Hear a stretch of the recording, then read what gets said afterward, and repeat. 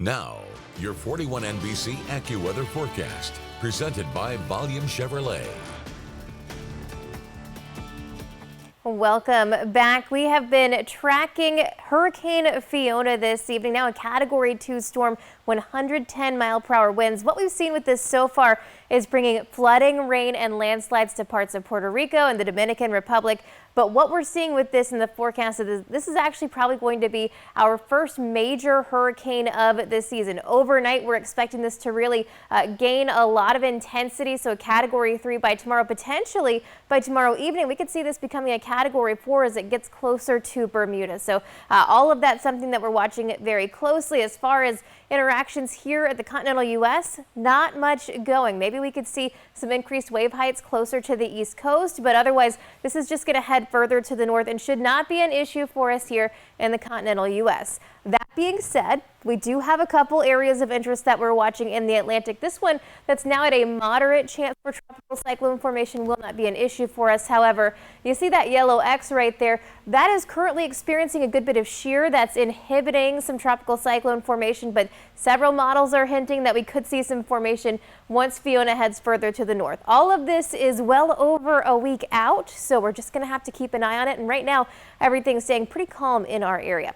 Just looking at once again on our 41 sky view from Piedmont-Macon Medical Centers overlooking downtown Macon, where everything has stayed very calm for this evening. But earlier today, made up to 89 degrees. This is our precursor getting us ready for some mid-90s that start tomorrow. 87 normal for this time of year, 63 where we started out our day. And right now, many of us sitting in those 60s, 68 in Macon, 68 in Dublin, and seeing 70 in Warner Robins. So starting that cool down. Most of us will only make it into the middle 60s for tonight. So we're also going to see our low temperatures coming up a lot from where they were last week as well. But you'll notice in the middle of the country, still seeing those 80s, upper 70s. Earlier today in Fort Smith, Arkansas, got to 100 degrees. And that's kind of what we're focusing on as we're heading into the rest of the week, because that area of high pressure will continue to keep us mostly dry here in our area, but it's also what's going to bring us that heat. So that ridge of high pressure will be influencing us, even though we're just kind of right on the edge of that. So expect to see that continuing to bring us that heat until Friday, which is when we start to see our next cold front come in, which is really going to help us out. So that high pressure closer to the surface is going to move in a little bit closer.